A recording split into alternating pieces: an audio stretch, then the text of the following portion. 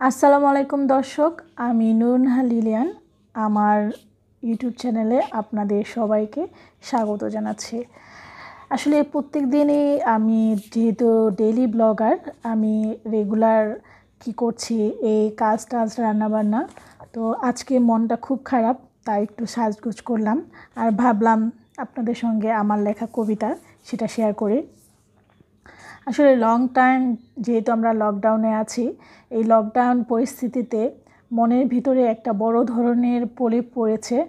মনের ভিতরটা আসলে গোছানো না, খুবই এলোমেলো। আর আমরা যেহেতু একটা জটিল সমাজ ব্যবস্থার মধ্য দিয়ে বড় হয়ে উঠি এবং বৃহৎ একটা জনগোষ্ঠীর দেশ আমাদের, তো সেখানে অনেক বিচিত্র ধরনের মানুষ বাইরের ব্যাপারটাই দেখে, ভিতরের জগৎটা দেখে না। তো আমরা একদিকে যেমন আমাদের মৃত্যু আতঙ্ক, অন্যদিকে হচ্ছে আমাদের বেঁচে থাকার যে লড়াই, সেটা অর্থনৈতিক কষ্ট। তো এই দুটো মিলে একটা অদ্ভুত মানসিক জটিলতা আমাদের মনের মধ্যে। তো আমি খুবই অশান্ত ফিল করছি। আসলে একটা বাসায় বা যখন একটা মানুষ লং টাইম অবস্থান করে, আমরা যেহেতু মহিলা, আমরা অনেক ধরনের কাজ করে থাকি।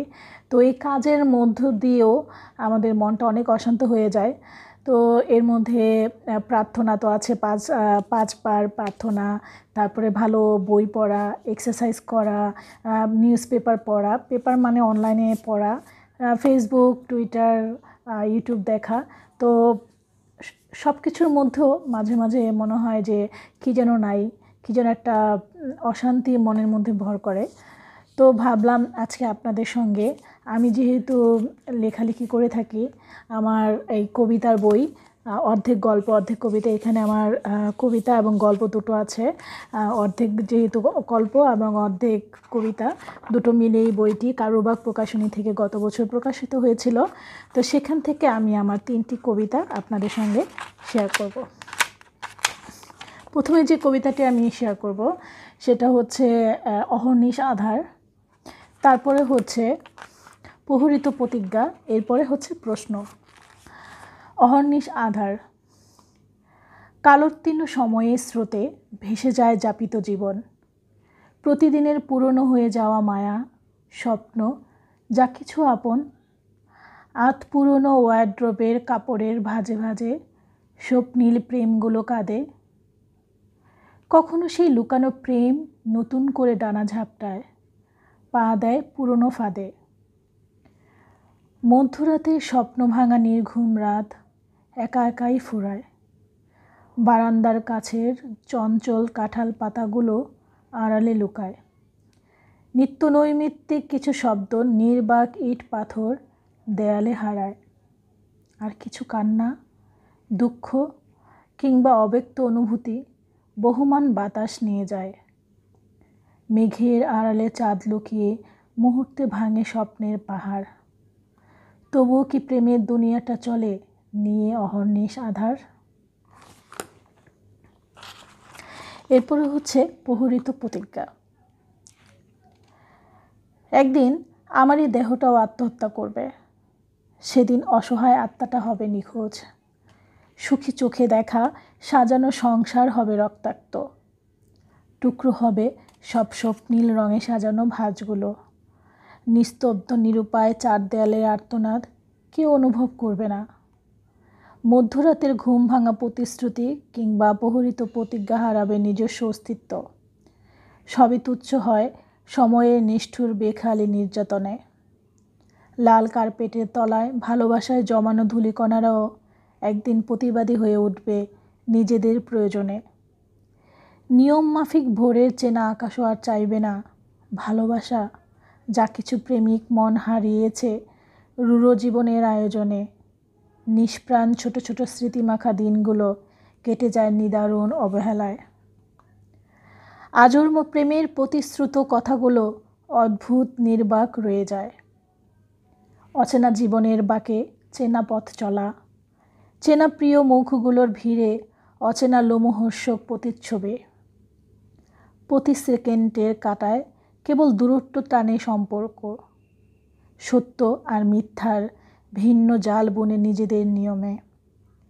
প্রিয় বন্ধুত্বে কেবলে দহন, প্রেমাস্পদ সত্য প্রেমে কি অদ্ভুত প্রতারণায়। নির্বোধ প্রেমিক বোঝে না যা থাকে তার হৃদয়ের একান্ত কিনারায়।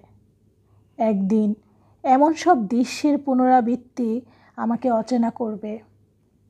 জানি একদিন আমার এই দেহটাও আত্মহত্যা করবে। সেদিন অসহায় আত্মাটা হবে নিখোঁজ।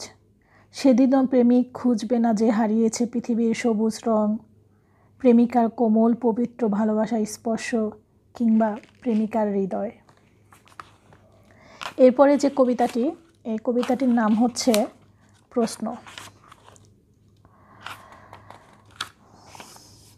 যখন আমি তোমাকে স্বার্থপর বলি, একবারও কি ভেবে দেখেছি আমার নিজের ভিতরে কতটা স্বার্থপরতা?